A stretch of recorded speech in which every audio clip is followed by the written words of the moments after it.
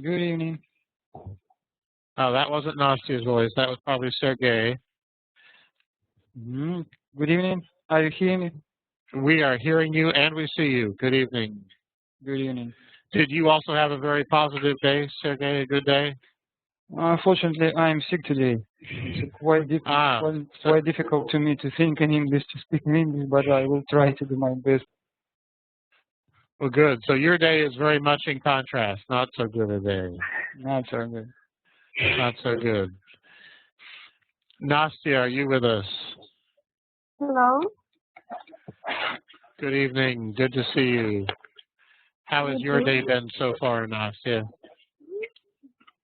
My day is very good. Like all Excellent. my days. And Vlad, are you with us?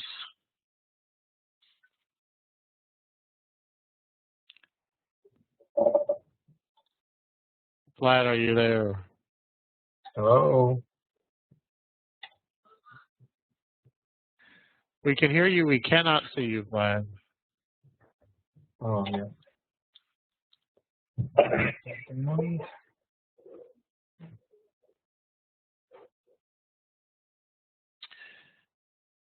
Is your camera on there?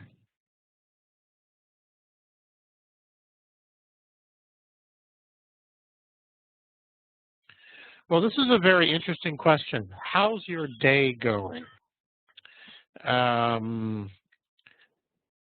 It sounds a little personal, but it's a fairly common way of greeting in the United States. So, Carly, if I walked up to you and said, "How's your day going?" What might be your response?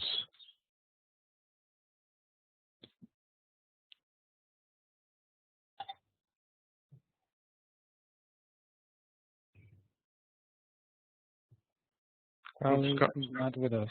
Carly, are you? She may have stepped away. I didn't realize my microphone was muted. Oh, there you are. If I walked up to you and said, "How's your day going?" What would your response be? Fine, thank you. And how about yours? Oh yeah, see, and I probably wouldn't ask that to Carly if she was a complete stranger. With a complete stranger, I could say, "Hi, how are you?" maybe. But you'll recall from our class last week, I don't really want to know how Carly is.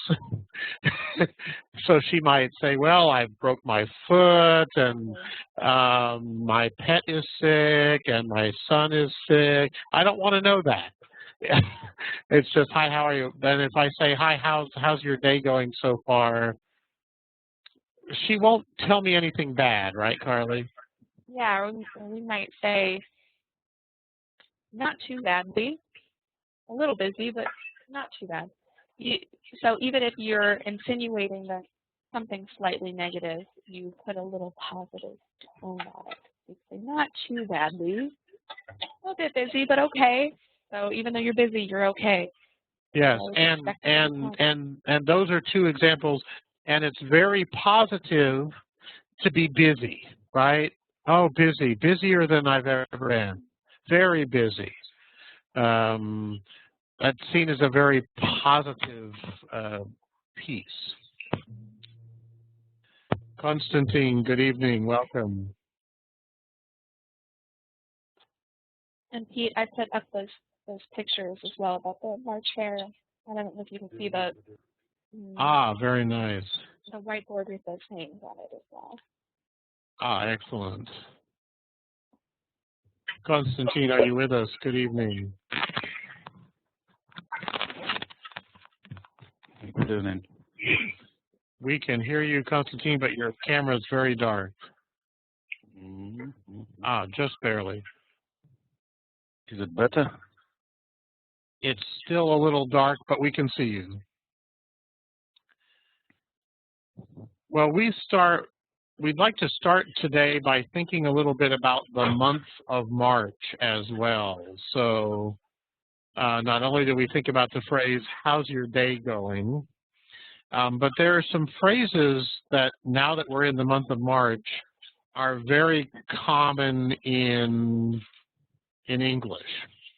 And by far the most famous of them is the phrase, March goes in like a lion and goes out like a lamb. Who can help me understand that? What might that mean?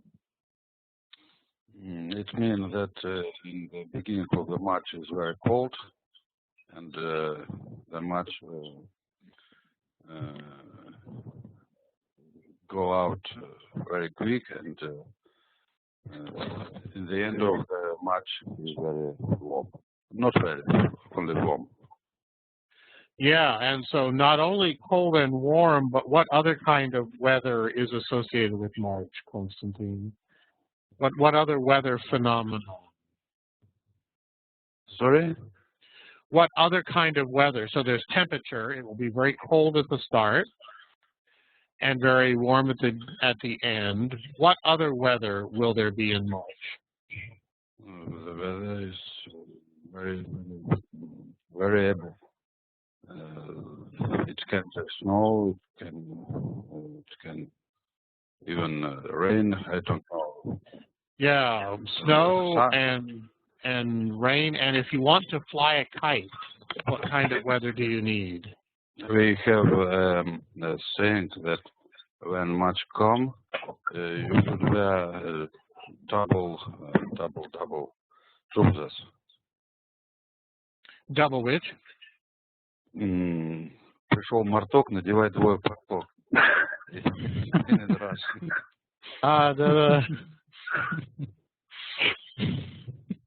Well, the word I'm actually thinking about is wind, right? The idea that March is oftentimes very windy as well. So snowy and variable, you're exactly right.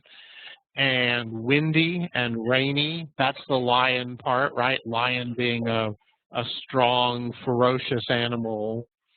And by the end of March, sort of smooth, quiet like a lamb. So it's clearly a month of transition, we would call it, right? The idea that, and I see Vlad has written here that you have very unexpected weather in Omsk. Vlad, what kind of weather? Why is March unexpected weather? It depends of the year, because sometimes we have very cold weather on March. Sometimes it's warmer than in summer. Yeah, it's very different in that regard. Ira, I see you on screen. How would you describe your winter so far? Has it been a typical winter or not a typical winter?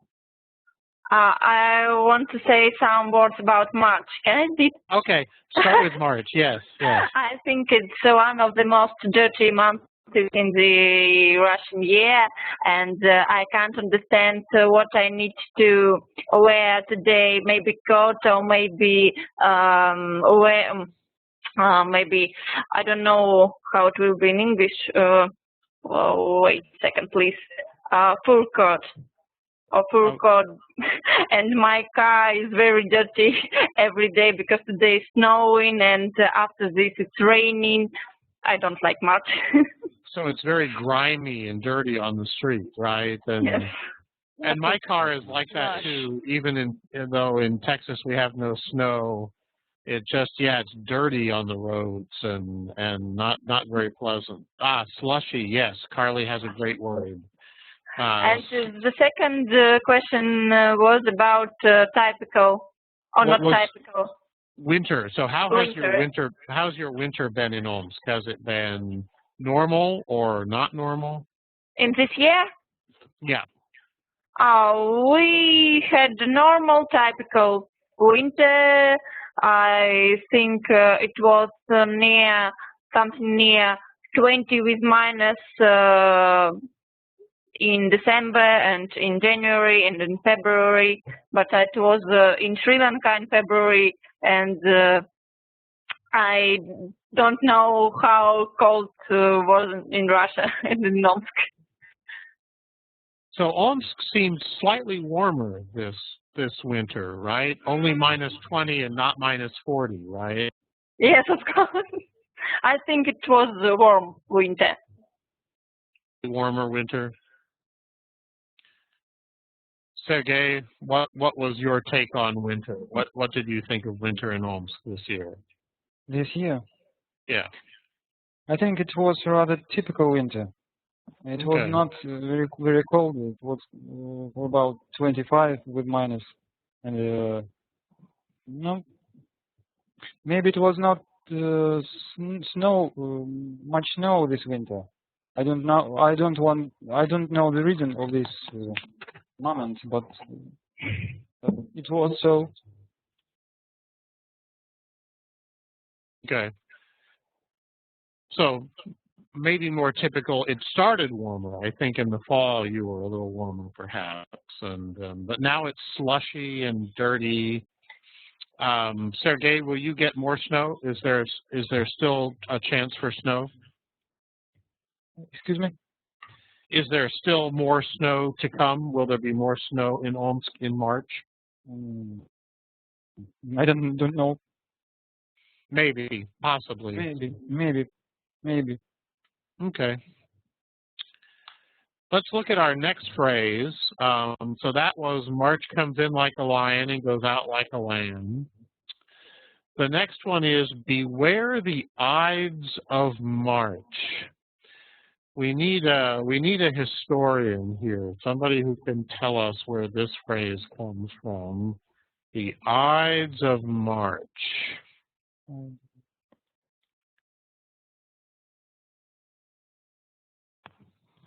Something from Rome history. Exactly. I knew Constantine would come in. Yes, from the history of Rome, from Roman history. And do you know the phrase, Constantine, the Ides? What I have heard this word, but I don't know what it does mean. Yeah, so it means the middle.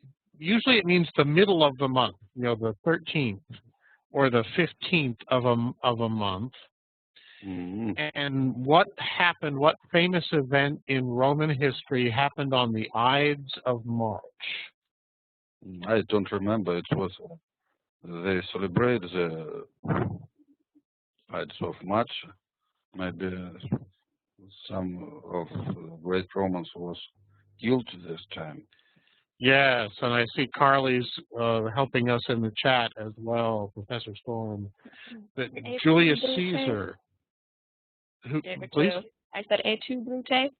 Exactly. So Brutus slayed Caesar. And you'll recall that Caesar was at that point, was he the Roman consul, I think? He was the head of the Roman Senate, and he was killed. And in the Shakespeare play, the fortune teller told Caesar that this was coming. He said, or she said, beware the Ides of March. Beware that, you know, this day is going to be unlucky for you. And it was. And we remember that on the 15th of March. And Constantine, you are exactly correct. It is from Roman history.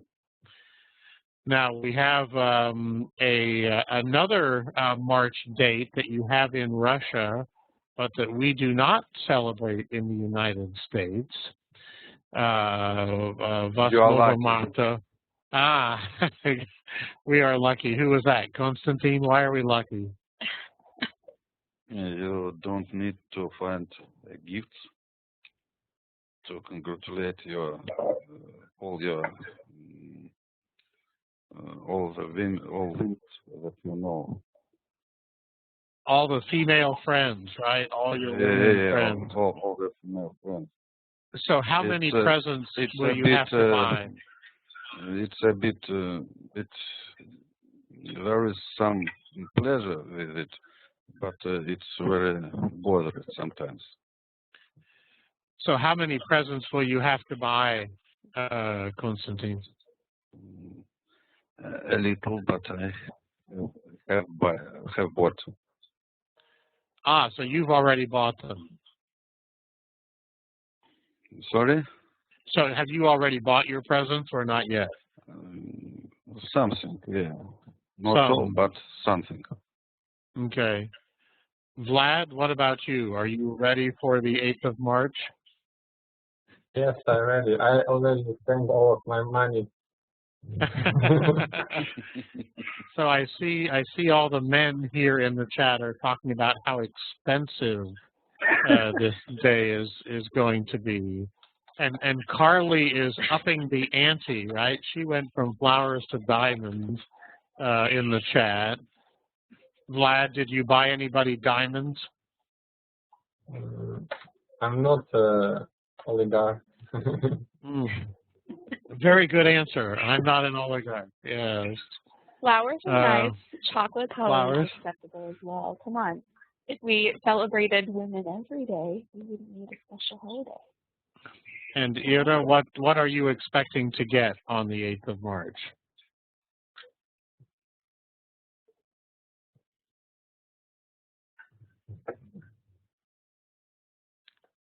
Ira, what are you expecting to get? Me? Yes. What kind of presents will you receive on the 8th of March? I don't know how to explain, but I asked my boyfriend to present me. I don't know.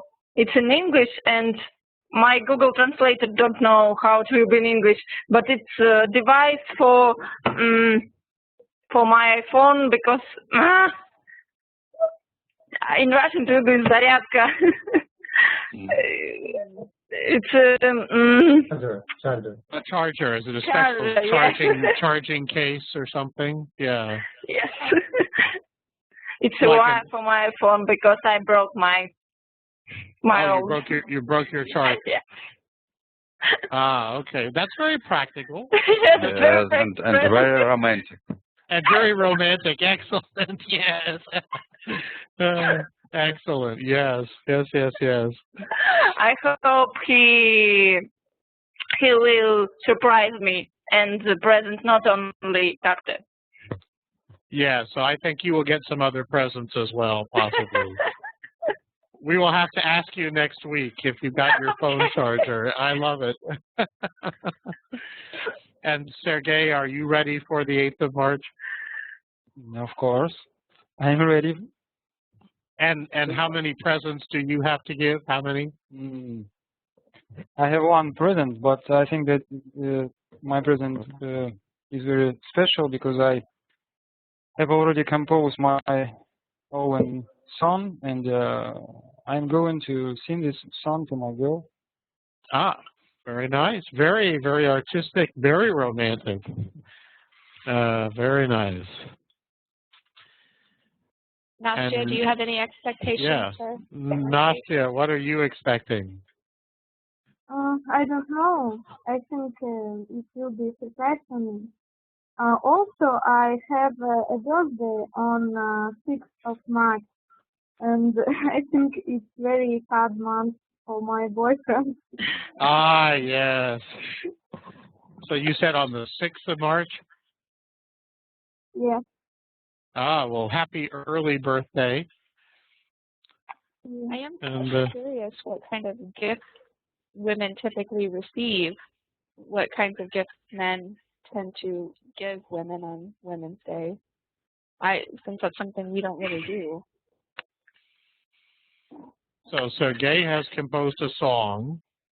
Vlad, what type of gifts are you going to give? What would be some examples?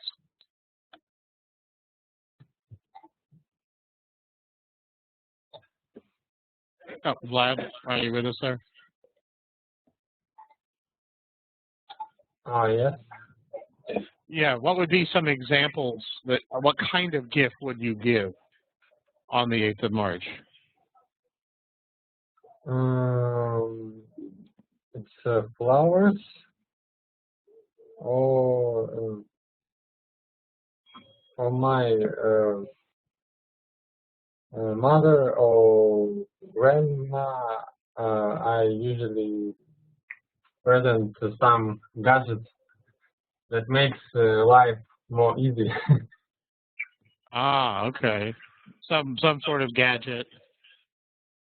For instance, for kitchen, something, I don't know. Okay. And are they always surprised? Yeah, they always do that. Very nice. And who else? Konstantin, what kind of gift? What would be an example of a gift you might give? I can put the example, but my wife is here, and I don't want to say it loud. Ah, yeah. That's important. Maybe you can type it in the chat. Keeping it a secret is an important thing. Yeah. And flowers. Flowers are always good, Oh, right, of Carly? course. But flowers, Yeah. it isn't a gift. It is a sign of, I don't know, sign of love. I don't know what it is. It's not a gift. I remember being so pleasantly surprised when I was in Russia.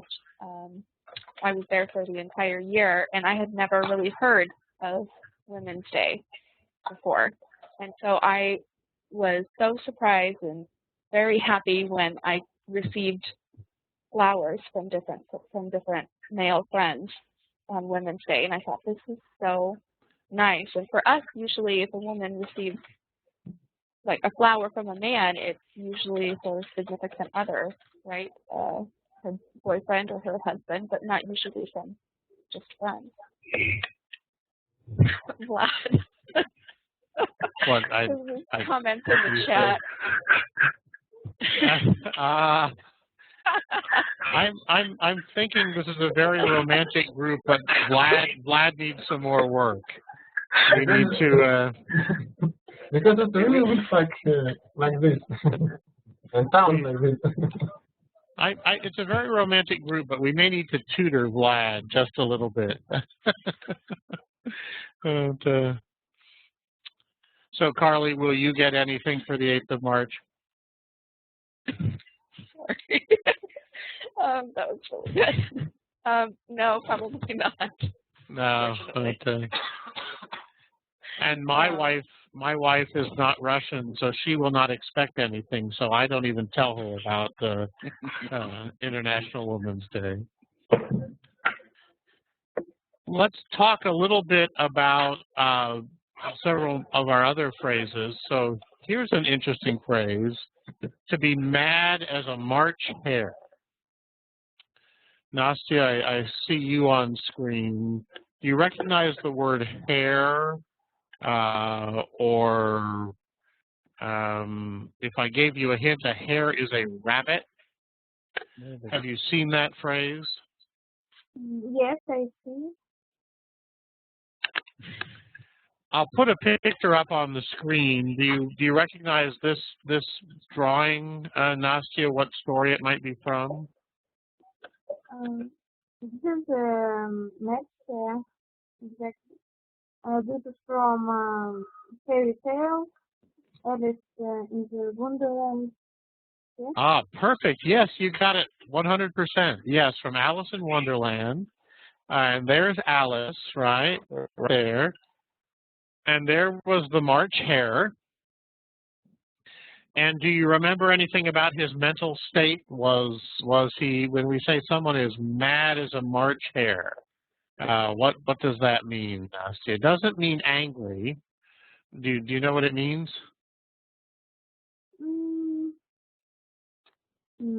Actually, I don't know. Yeah, usually it means a little crazy, right? Almost, sumashensky, right? Not angry. Very nice and crazy. Right. Yeah. Not crazy bad, but just a little bit crazy, a little bit animated. And so that's actually a phrase that draws from literature, and you got it wonderfully. Yes, from Alice in Wonderland, a very famous children's tale from Britain. This next one is hard. We need some sports fans. Do we have any sports fans who know about March Madness?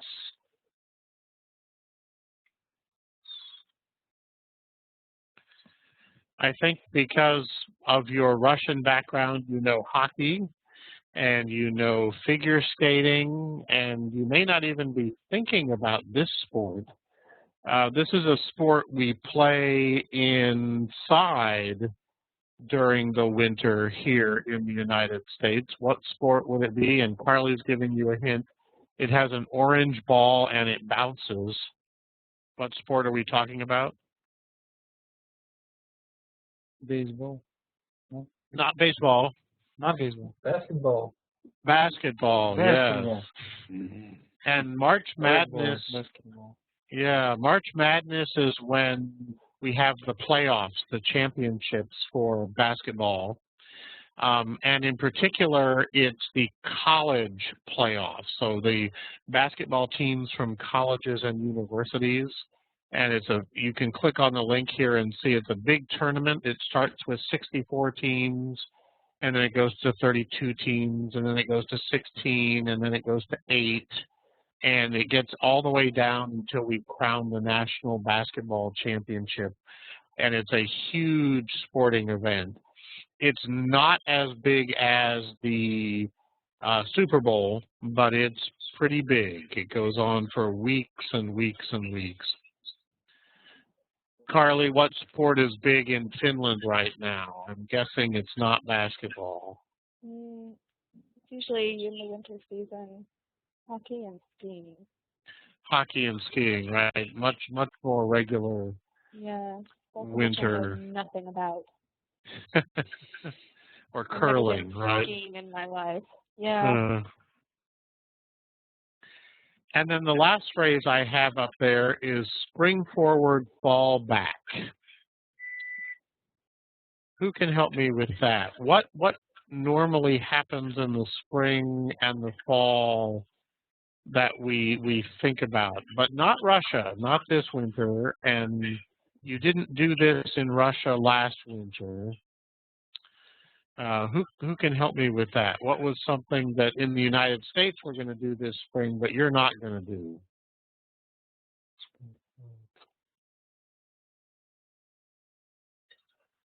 Maybe it's about mud. About which? About dirty roads. Yeah, so very clearly it's the season of mud. And what are we going to do as a country, the United States? In fact, we're going to do it this weekend. Vlad's got it. We're going to change the clocks. Right, so for 2 years now, I think, right, Russia has not gone on winter time, but the United States has. So this coming weekend, we're going to change our clocks ahead 1 hour. And this is the little rhyme that American kids and American adults use to remember when you turn the clock ahead and when you turn it back. You spring ahead and fall back. Helps us remember that in the spring we will set our clocks ahead 1 hour. So right now here in the United States it's 9:20. But next week when we talk to you, it will be 10:20. So Carly and I do not have to get up as early as we do this week because we will turn our clocks ahead. Now, why did Russia not go on winter time? Sergey, I see you on screen. Why was there no winter time in Russia? Please repeat. Why did Russia not change the clocks this winter? I see. As I know, we decided to stop to change the clock because of some economical reasons and And other reasons I don't know. The first reason was economical reason, as I remember. Mm, Not we, but our former president decided. We decided nothing. So it was a decision from above. And we didn't approve his decision because it's very difficult. Very difficult and causing sometimes to wake up in the morning uncomfortable, especially for far west. In the far west of the country. So when you wake no, up, far east. Far east, yeah. So when you wake up in the morning, Konstantin, in Moscow, what time do you get up? What? It's irrelevant for me because I have a chaotic schedule. Oh, yeah. Sometimes at 5 o'clock, sometimes at 9 o'clock.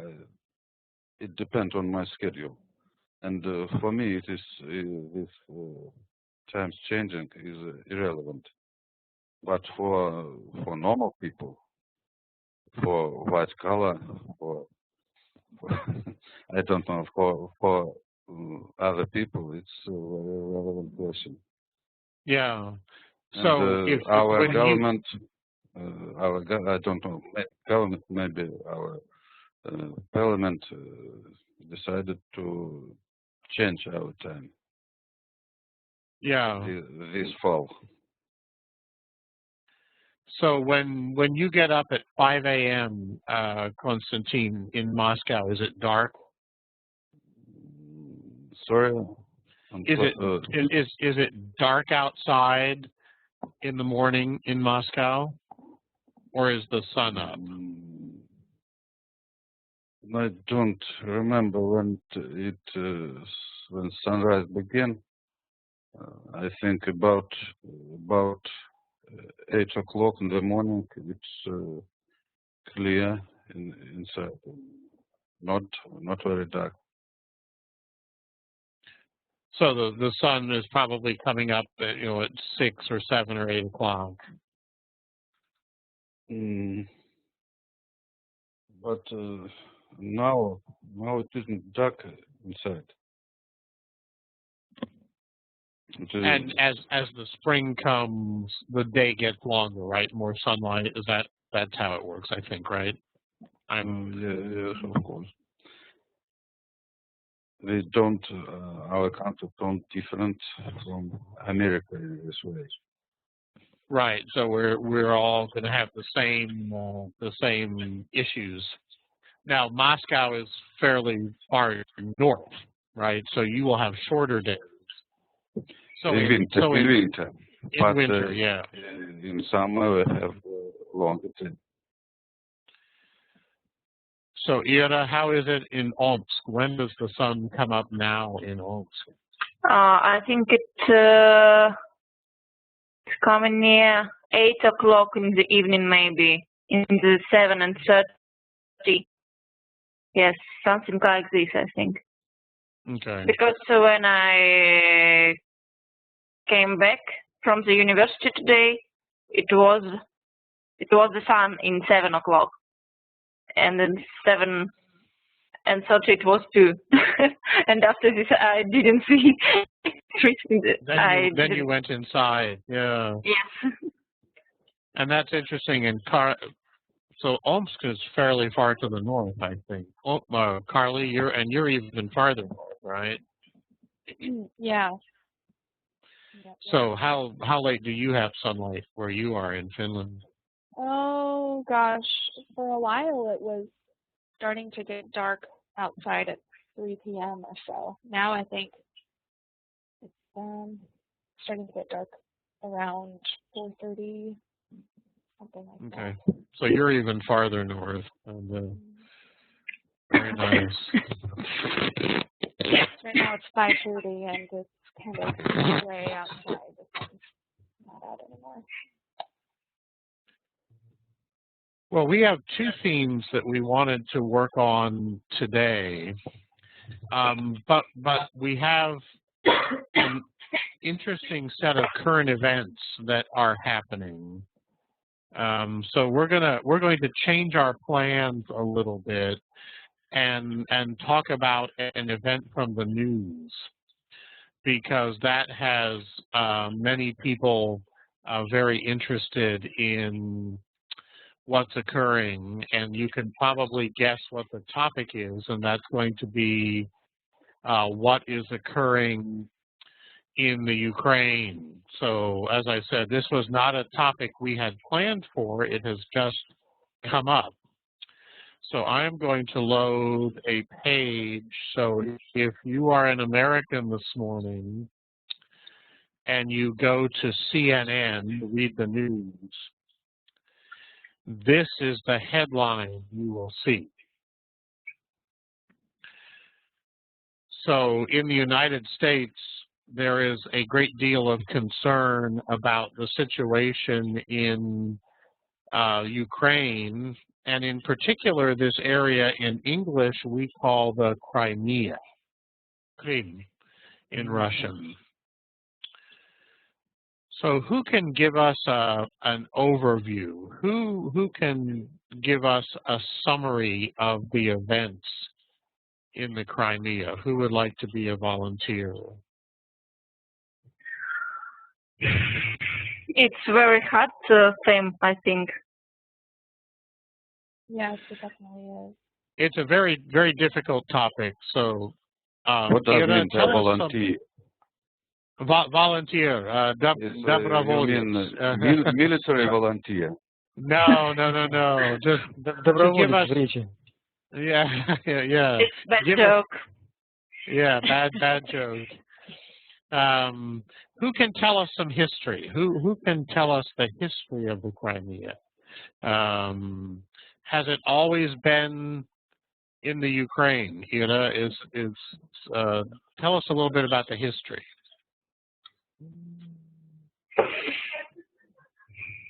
No such knowledge.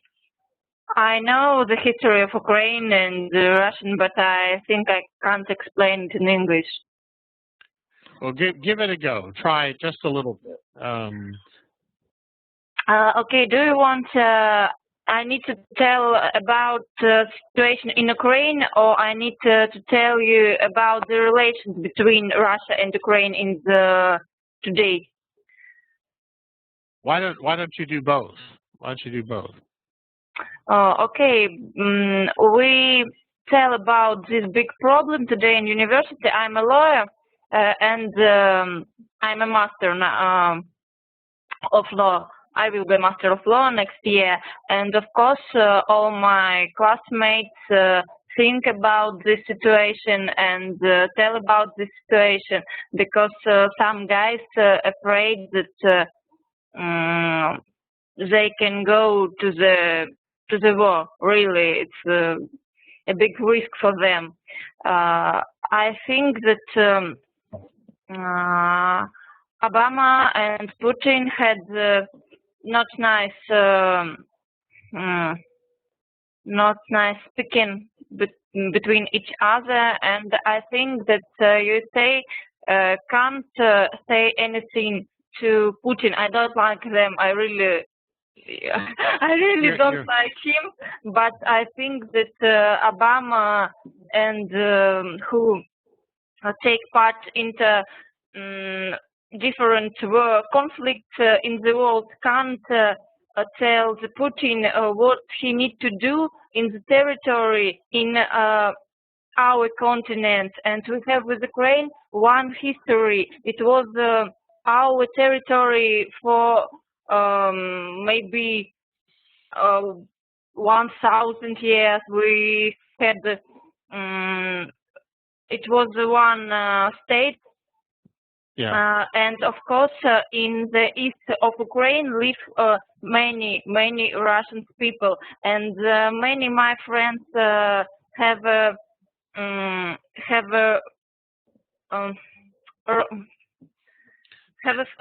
they have a family in Ukraine, but they live in Omsk and in Moscow, and of course they afraid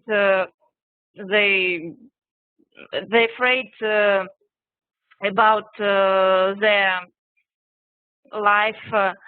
I hope that it's okay.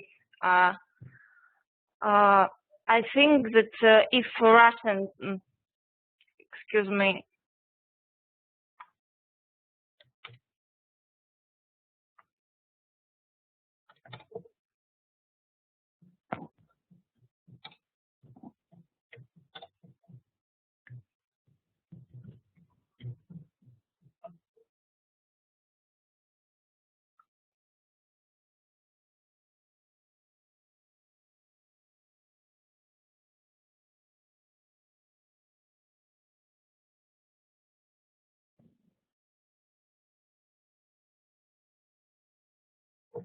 excuse me, I have a bad connection today.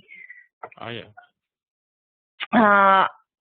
I know that many people, and not only Russia and Ukraine too, want to be a part of Russian territory. I don't know. They need to make this decision, not Russian people, and they will have I don't know in English referendum. The same word, no? Yes. Yes. That's a good word. Yeah. In the end of this week, and they will decide what they will do with their status, their legal status of their territory.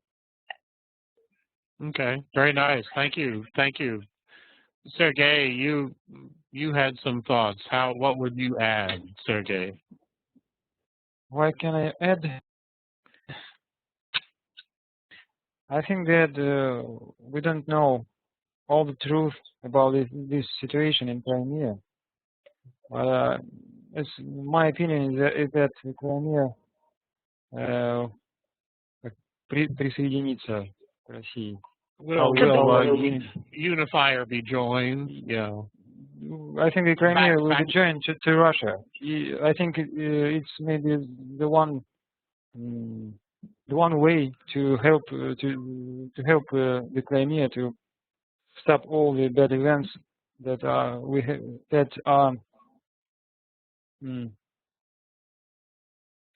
that are taking place in the Crimea right now, right?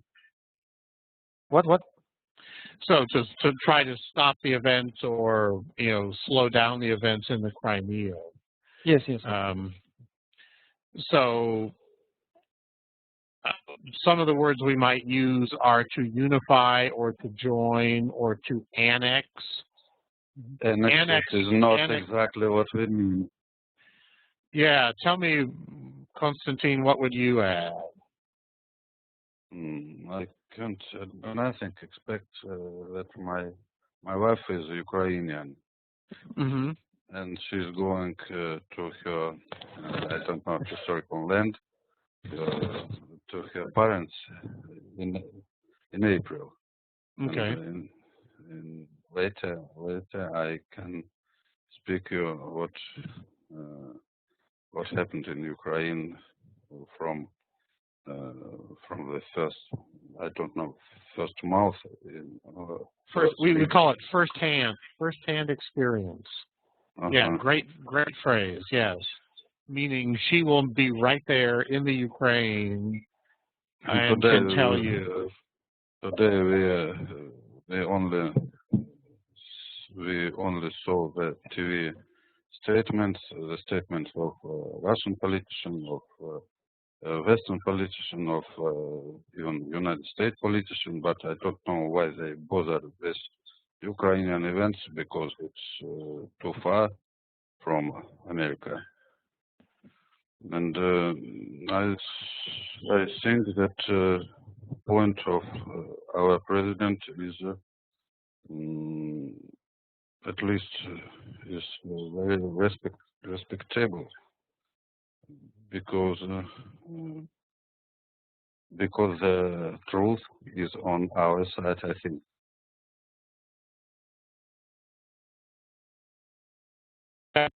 So historically, the Crimea has been part of Russia. I think we had in the chat, you know, that actually it only went to the Ukraine in 1954.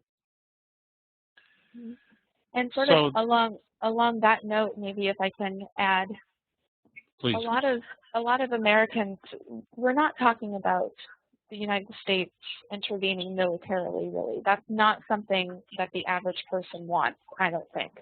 Because you're right, Konstantin, it's not our area of the world, it's not our region.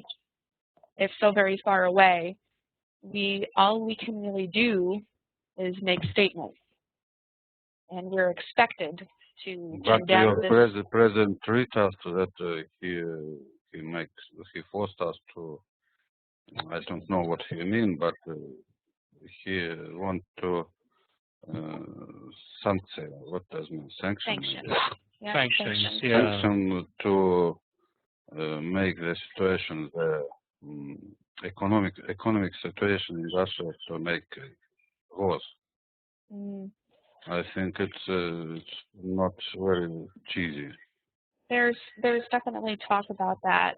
Our Or options cheer. are limited to the economic sphere or freezing access or travel bans or something, but the international bodies are, I don't know what your opinion would be of this, Professor Smith, but trying to act in unison at this point and how they relate to this issue. It's a very difficult question. Yeah, so you're exactly right. So we've been talking about economic sanctions.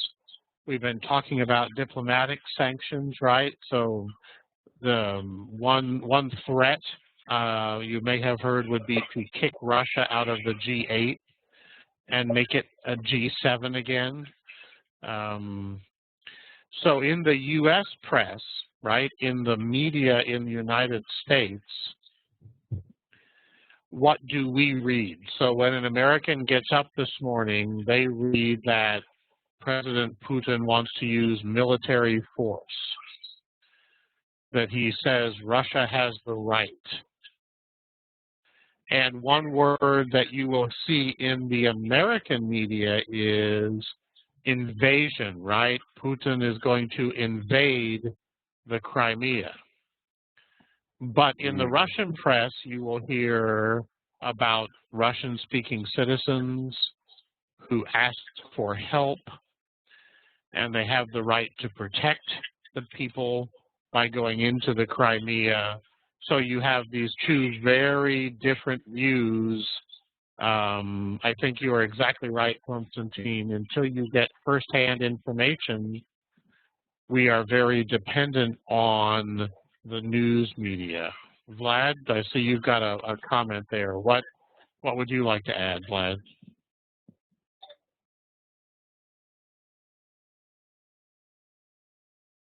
Your mic is off, Vlad.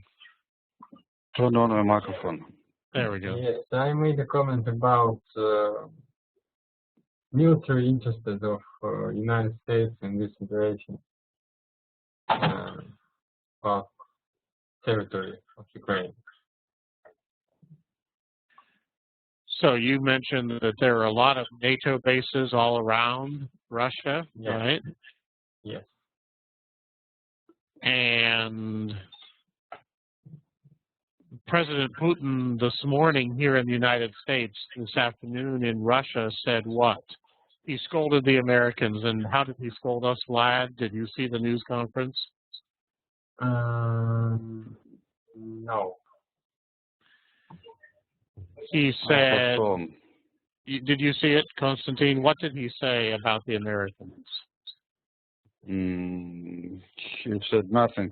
So he said about all Western and United States politicians that they provoke the situation in Ukraine because they deny the agreement between Ukrainian president and representative of Western country, and he don't blame the American in something. He said that he had a conversation with President Obama, but he said that it was a confidential conversation and he can't to open all the details. All the detail of all the content of this conversation. Oh, very nice. And Sergey, you were going to add something? No idea what to add. So it's very interesting, and language is very important here, right?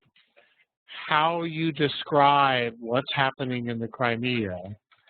If you say Russia is assisting Russian-speaking peoples in the Crimea, you use language in one way.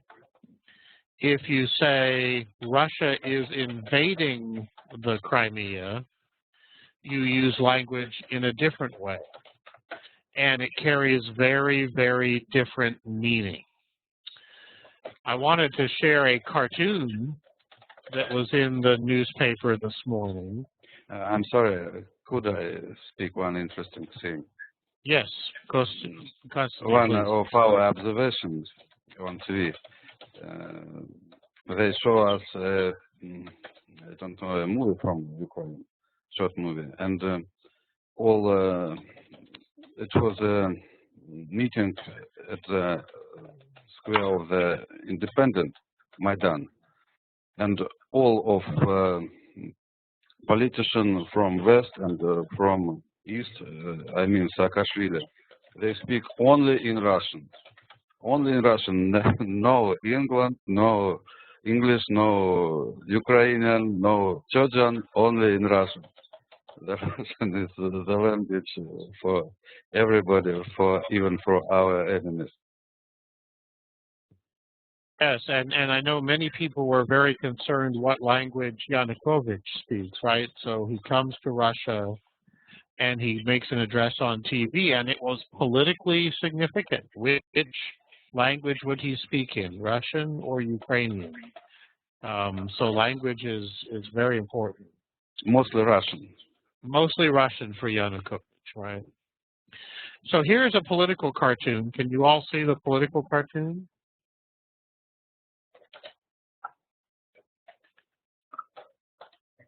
Ira, can you see the cartoon?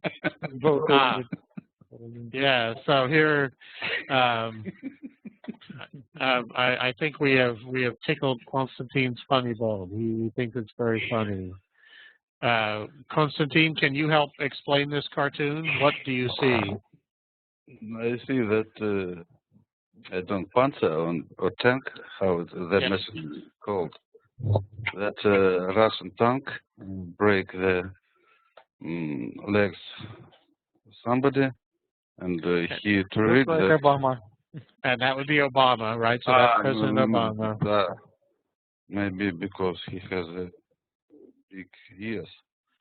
And this man says that he will boycott the Paralympics games because of the double meaning that he can't to take part in this Paralympics games. Or he treats that he wants to punish Putin for his invasion in Ukraine. Yeah, so Obama is being seen in the West as being very weak, or being very, he's not responding to Putin with strength. Many people believe Obama is not being an effective leader in responding to Putin. So the cartoon says Putin has a tank, right? He's literally run right over Obama. And Ira, why does Putin not have a shirt on? Why does Putin not wear a shirt? Repeat, please. I don't understand. Why is Vladimir Putin not wearing a shirt? Ah. Без рубашки. It's an interesting question, but I don't know the answer. Because he's badass. Because He's a he is what? sportsman. Athlete. He's a sportsman, right? So there are these very famous photos of Putin. Judo. Oh, yes, yes. I understand. And maybe it's a hint that Mr. Putin sold his last shirt To Ukraine. to buy the tank. Maybe he's lost his shirt. Exactly. I like that. I like that a lot. And He changed his shirt to the tank. Maybe so. so as we think about this process in the Ukraine, this will unfold in the next week or so. This has all happened very quickly, right? 1 week ago, Yes. it was the Olympics, and Russia won all the medals, and everything was good. And now there has been this tension, right? You're all talking about this tension in U.S.-Russia relations. Last week everything was bad. Maybe worse than now. Was it? How is that, Konstantin? Because the nationalistic Ukrainian Nazi, I don't know. Nationalists, yeah. Nationalists, they almost fired Kiev. They tried to citizens of Ukraine who are not agreed with them, and the situation was very bad. And I was afraid that eastern part of Ukraine will be captured by Nazis. Right. So they inserted themselves into the political process and played a role in the events in Kiev in particular, right, Konstantin? Sorry?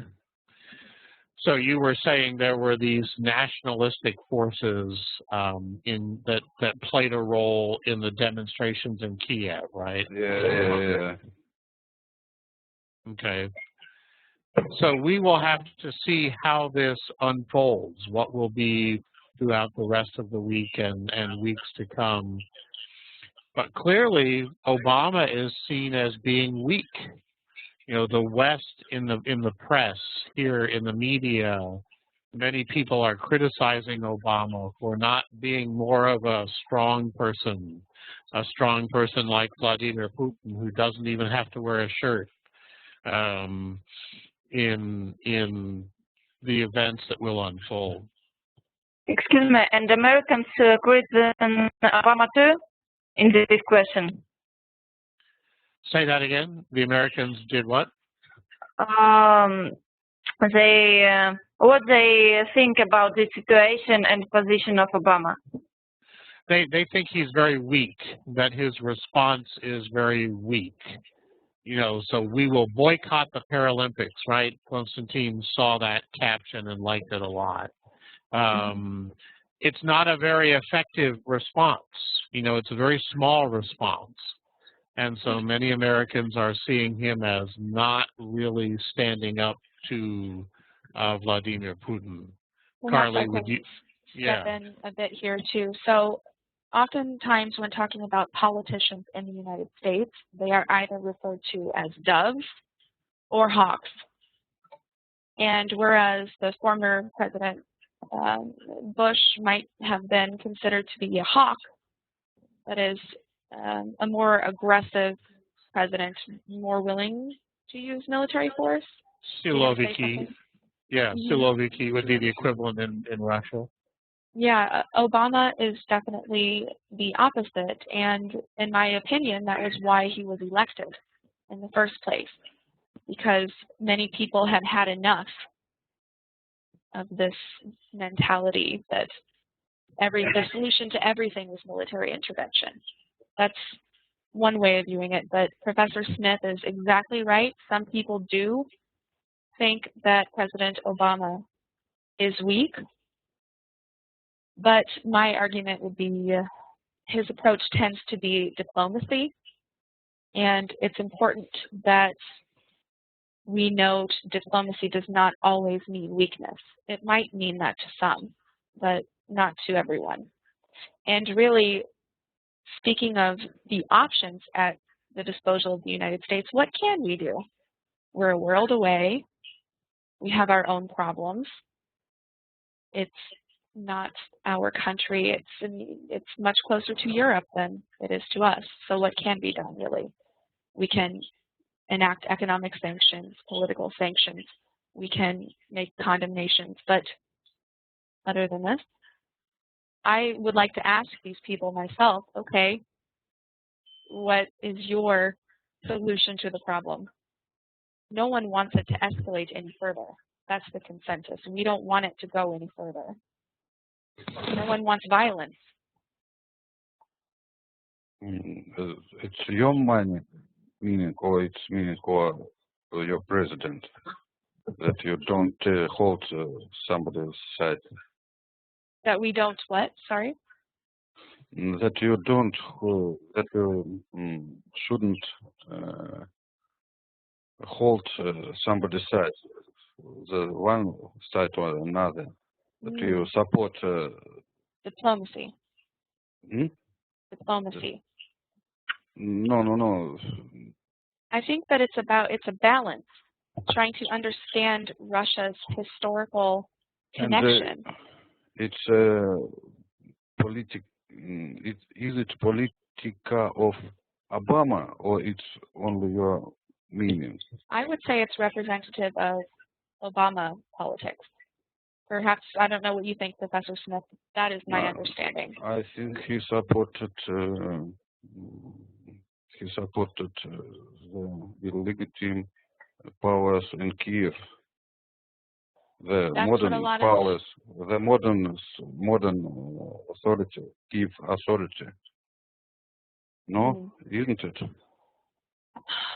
I've seen a lot of statements made about ending the violence, about preventing the conflict from escalating. I think he has been very careful. I think he's been very careful because everyone knows of Russia's historical interest in the region. So yeah. I think that he has been walking a very careful line. That's a good phrase, walking a fine line. So what's the good phrase? It's called walking a fine line. I'll put it in the chat here. Fine line. Yeah, meaning it's very difficult. He's right in between two views. And you've got to really be careful to find just the right view or just the right approach. Professor Smith, maybe you can tell me, because this is what I was reading. As the protests were going on, I was reading statements that were mostly encouraging both sides to act carefully, right, or to cooperate in some way. That's what I was seeing. Right, and to find that, the other phrase we might use would be to find common ground. And I'm going to toss it over to you, Carly. I'm going to have to go to my other event, but very good discussion today. Okay, yeah. I'll just mute myself and try and listen but as long as I can. Very sad. Yes, it's a very tragic, right? The other word we might use is tragic. Right, there are no winners and losers. Yes, I will say that for the most part, the strongest statements that have been made would be something sort of along the lines of condemning the violence used by such and such party in Ukraine. That's the typical language that was used, urging both sides to act carefully and to not react with violence. That's been the general response by the U.S. government so far. But this is a very difficult question, and I realize we might have different views on the question, and that's perfectly fine. And not everyone is comfortable talking about their political opinions. But I believe your assignment last time was you wrote a little bit about a favorite athlete, and I hope that you saw our comments there. And you also were to come prepared to discuss cultural gaps. Cultural gaps. And so we're switching a subject now to what was initially on the schedule. Can anybody tell me what this term means? Does everybody see it? Yes, yes. What is a Mistake. gap? Yeah. Just like a mistake. It's like a mistake or like a faux pas. Cultural faux pas. Faux pas. Yeah, faux pas, that's the French. Right, please. Kelly. I will try. What is this? Because it's the French. So, how do they spell pas? Faux pas. Everyone knows the word faux pas. I think it's P-A-S. Yeah, P-A-S. Faux pas. Faux pas. So a cultural faux pas. And I would like to, now that we know that they're a faux pas or they're a mistake, we can think about what are some cultural faux pas in Russia? What are things that you don't want to do? For example, did anyone watch the video that I posted in the blog? Yes. Yeah. Watch the video. Good, perfect. Then everybody can give me an example of a cultural faux pas. Maybe we can start with you, Irina. To put a visit card in your back pocket. Exactly, yeah, that's one of them, to put a business card in the back pocket. In the United States, that's normal. It's okay to put a business card in your back pocket. That seems fine. Irina? I need to tell about gaps from the video. Yes, just to give an example. Oh, example. I remember that in Nepal we can't take and put on the floor. No, not on the floor. On the ground, our books. It's a big.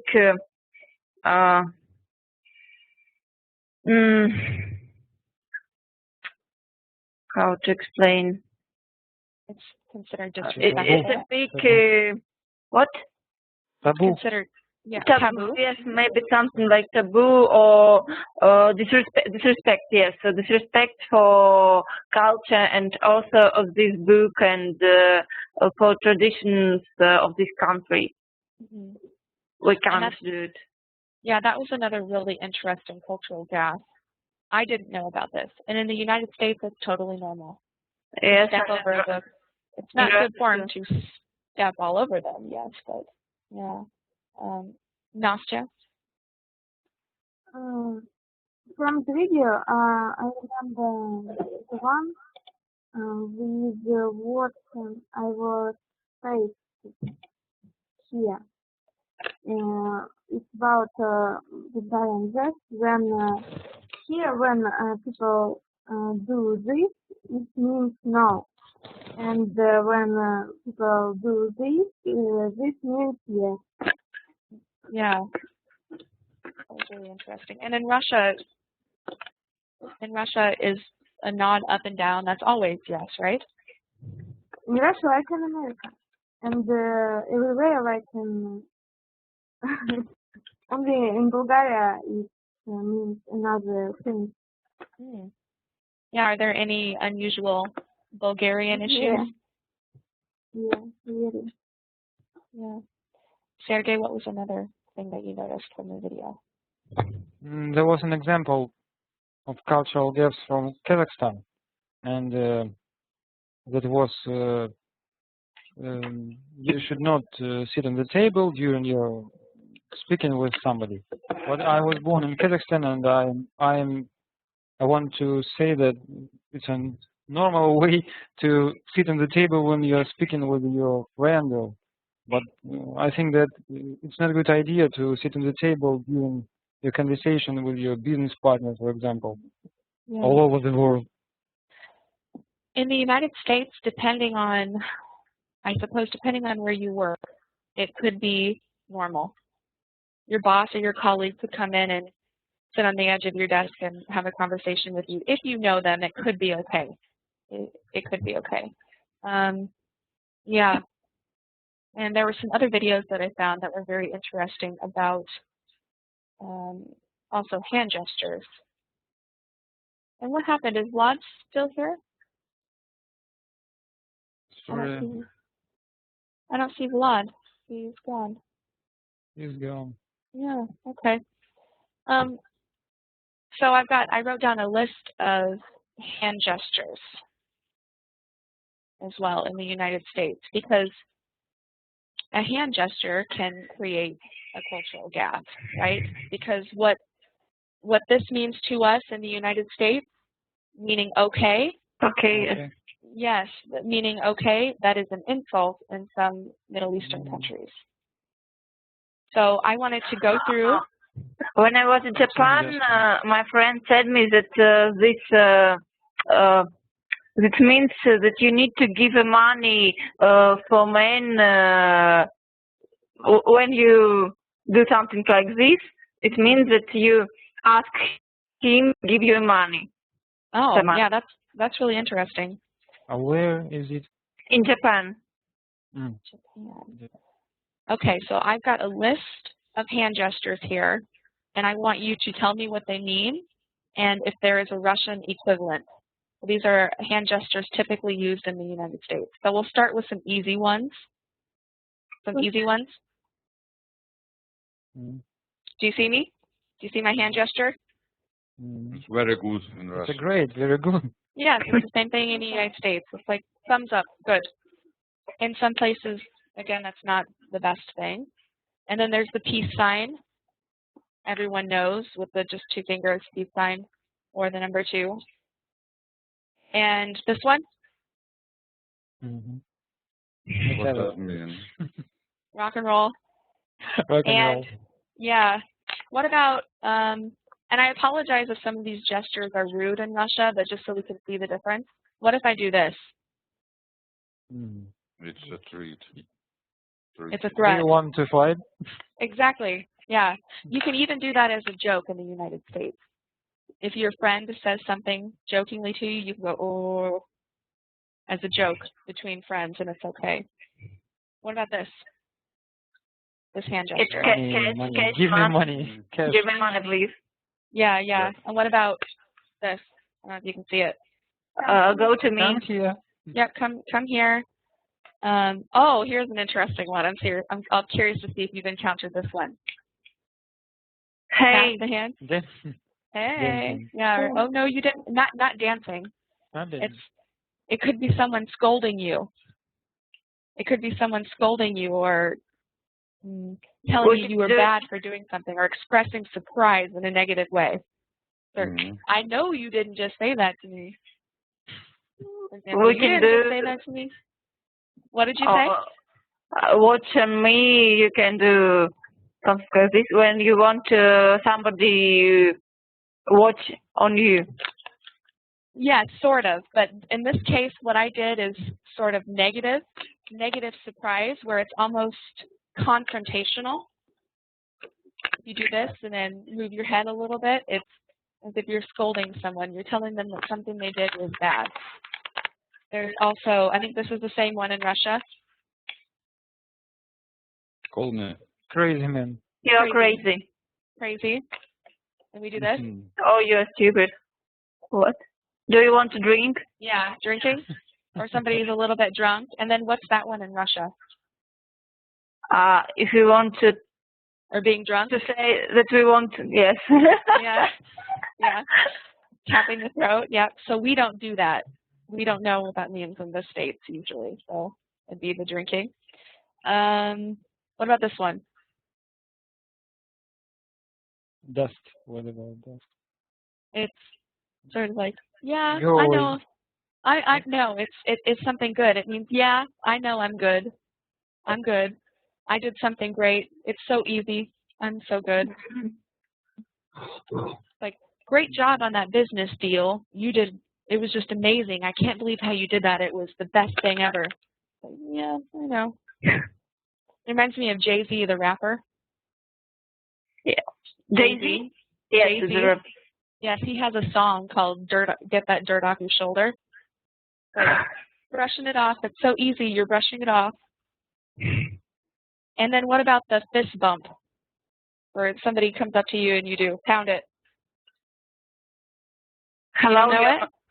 If you are my friend, I can do this when I meet you. Yes, exactly. It's the first time today. Yes, it's like a high five, but it's for younger people. And sometimes people even do the fist bump when they do the fist bump and it explodes. The fist bump, shh. And that's a sort of a mark of friendship, right? What about this?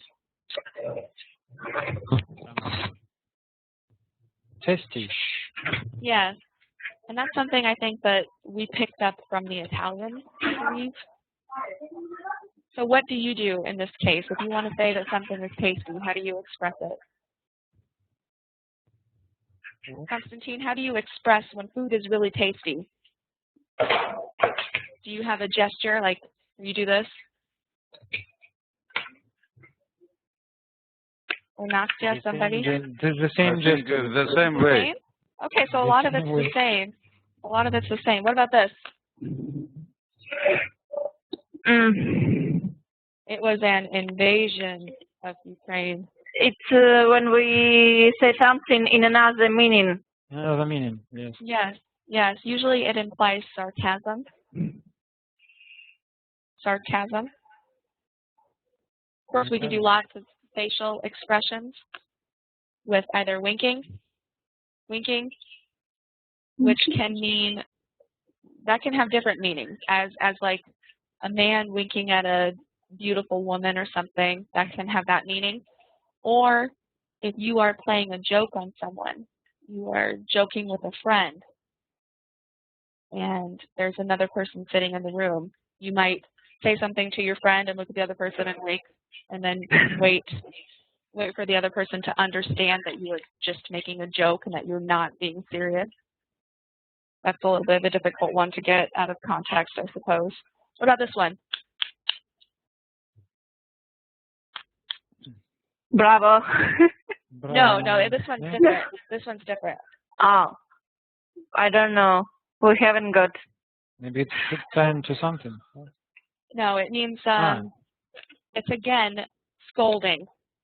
Scolding? What does it mean? Again, scolding. What does it mean? Scolding, reprimanding. Do you know those words? Parents might scold their children. You might scold your friend for behaving badly. I told you not to do that. Mm-hmm. You know, something like. It's something like punishment, yes? Yes. Yes. Ah, here's another one that I just thought of. This. Moral violence. What was that? I wash my hands. I did all things I need to do. Sort of. Yeah, it could mean that, or it could mean I'm done with you. Like, I washed my hands of it. Usually you do this. I'm done. I'm done. I'm done with it. No more. So it can also be negative. So, and Constantine mentioned, I wash my hands. There's also a saying that is, I wash my hands of you. I wash my hands of this. I wash my hands of you. I'm done with it. Yeah, like Pontius Pilate said to Christ, not to the crowd. I wash my hands, and maybe he rubbed his hands. Yeah, that I never thought of that one before. So is this something that's done in Russia? You don't have this? You don't have this hand gesture? Rare, but sometimes it means that I said have no idea about this thing. Mm-hmm. And some other ones here. Or maybe there is a meaning. All right, the work is done, and everything all right. Mm-hmm. So now I'd like you guys to give examples of hand gestures and what they mean in Russia. Sorry? I'm sure I want some other examples of these hand gestures, Russian hand gestures, and what they mean. For example, if you're bored. Bored. Is there a gesture? Well, I can give you a couple of examples. In the United States, if someone is bored, usually a younger person, they might go, like, kill me now. I'm so bored, I want to die. So that one's not necessarily very politically correct, but it involves boredom. And what about if you don't know? Yeah, that. Something like this. Exactly.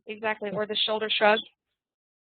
And we also, I'm interested to hear if you do this as well. Oftentimes with the shoulder shrug, we go,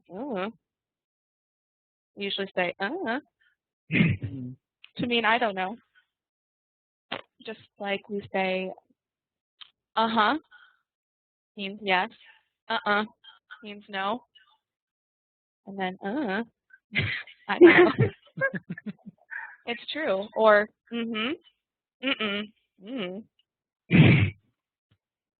you do that in Russian?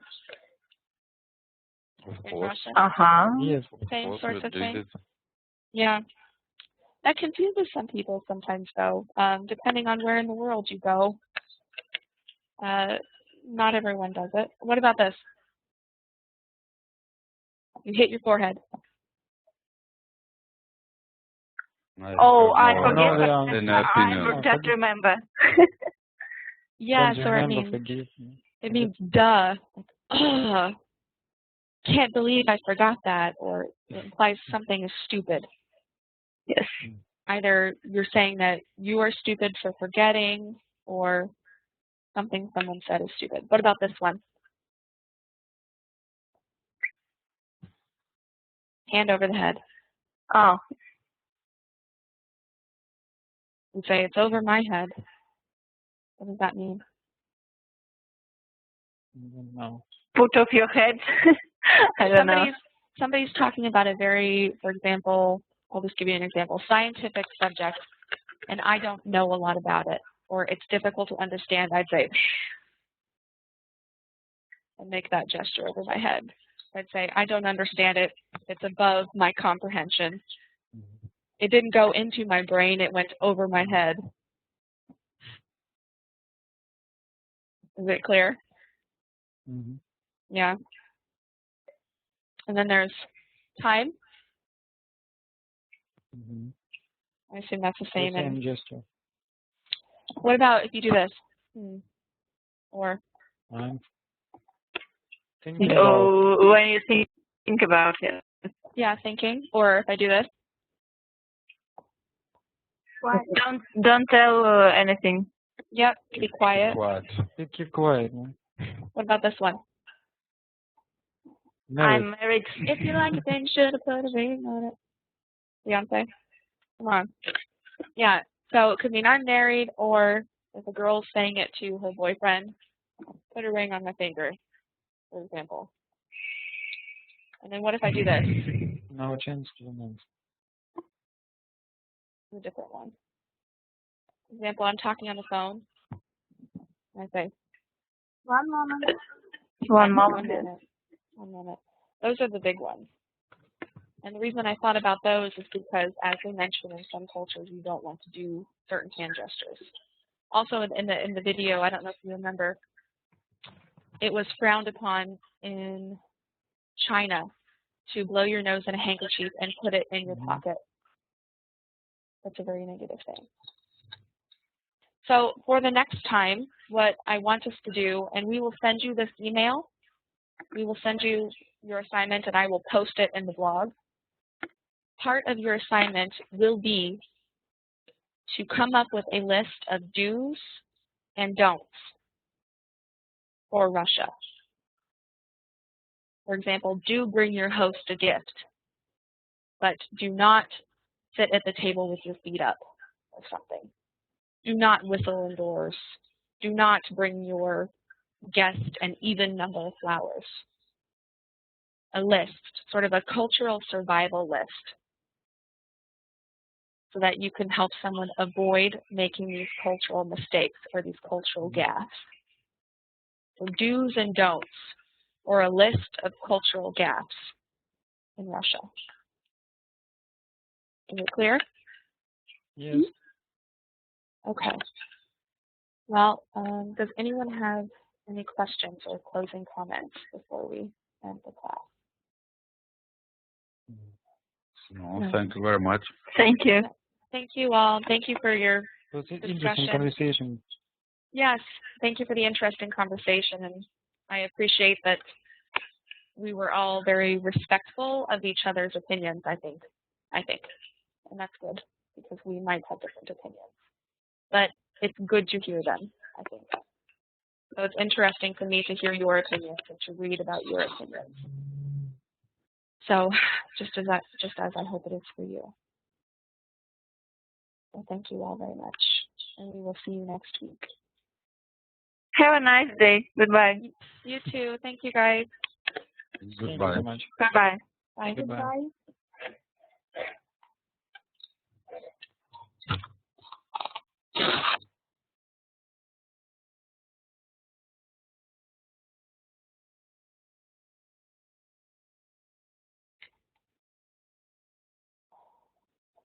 Kostya, are you there?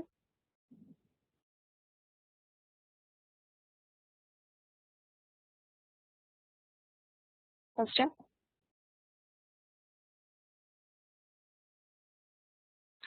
Hey, Carly.